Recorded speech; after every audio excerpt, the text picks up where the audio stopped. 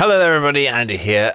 Just another quick video because I've been getting quite a few comments on my Rodecaster video where I really badly played Flight Simulator 2020.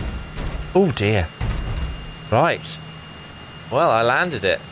Oh, this is bad. I just thought I'd give you a quick update because I've actually switched back to the GOXLR Mini, and with OBS and with editing at home, with clients working remotely, I've found the combination of the GOXLR, OBS, and some other little tricks of the trade.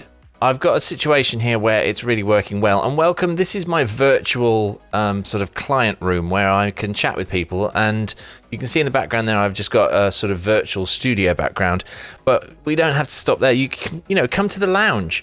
We're now in the lounge. Now you notice the keying isn't fantastic. This isn't being done through Zoom. This is being done through my NVIDIA graphics card. So I'm going to switch to this now, and there you can see OBS. But if I switch to my left monitor, you can see that I've got StreamBeats. This is the music that's coming through one channel on the GOXLR, but we'll talk about that in a minute. So here is the window that I'm interested in, though. This is the NVIDIA broadcast. Now this is taking my C920 webcam, which is coming in at 1080, so HD, which is great. And I'm doing a background removal. And it's using the power of the graphics card to produce a pretty good key. What I do is I use OBS, and if I go back to OBS now, I have got the ability to turn on the virtual camera, right? So that pipes that into Zoom. So my client sees exactly this. And then through using my StreamDeck, I can switch between my left and right monitors. Now, obviously, when I'm editing, I can show them what I'm doing.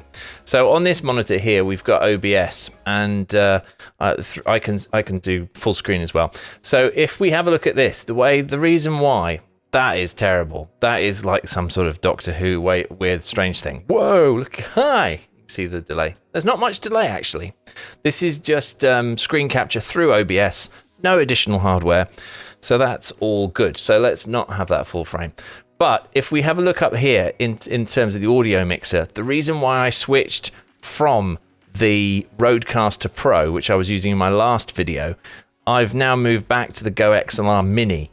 So don't get me wrong, the Rodecaster Pro is a fantastic bit of kit, but for my setup, it didn't allow me the separation of audio that I require because the GOXLR Mini is actually 5, 6, 7 different separate audio devices, and it's ASIO, and that is where the GOXLR Mini and OBS now play really nicely.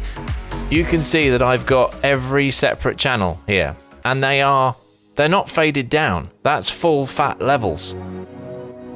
I am recording all that in OBS, and it is being saved as a multi-track QuickTime file.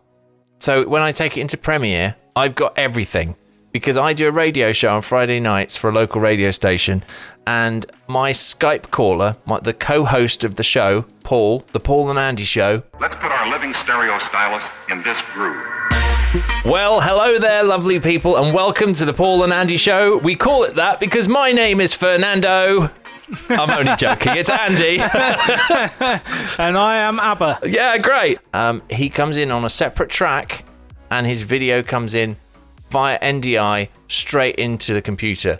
So I don't have to have multiple computers. I just have Skype, OBS, the GOXLR handles the audio, and OBS records the sound, split track, and broadcasts it to Mixcloud. If I just show you, if I go into here and add another one, ASIO input, and select the device, GOXLR, and then select a channel, and see all these channels I've got. I can have broadcast stream mix, chat mix, sample, GOXLR mic left and right, processed, and then under here we've got unprocessed mono. They're all split. So what that enables me to do is create a QuickTime file with OBS with all my tracks laid out. So I've got split track audio. I can go straight into Premiere, cut it as a video, and I've got all my tracks separately, which is exactly what I'm going to do to this video now. It is, so, and here we are, and we're doing it right now. So, wow, this is a bit weird. There's many. I've just put that video into Premiere, and now I'm playing Premiere So you're in my virtual edit suite as a client would be. So now we're going to have a little scoot around in Premiere. And let me play you track 1, doing what the Rodecaster Pro did, but it integrates with, so that is the full mix. So that's the levels from the GOXLR Mini. And track 2, what I use it for digitally. That is an ASIO level of my microphone with the noise gate and any audio processing that GOXLR has been doing. And the next track down is the system audio, which I haven't played anything, so that whole track is blank. Track number 4 is just the music. So this has been a demonstration of many things. If anybody wants a video that isolates any one of these many confusing topics that I've managed to throw into this video, please give me a shout in the comment sections below. I will do a separate video on any part of this, go into as much detail as I can about it, even if it's about how I set up OBS to do like this this switching of monitors into one box. It's all very straightforward. I haven't been using OBS long, but it's if you're a video editor or if you do something graphical, it's the logic. The logic is very easy to understand. Anyway, you've been great. I've been Andy. Thanks for watching.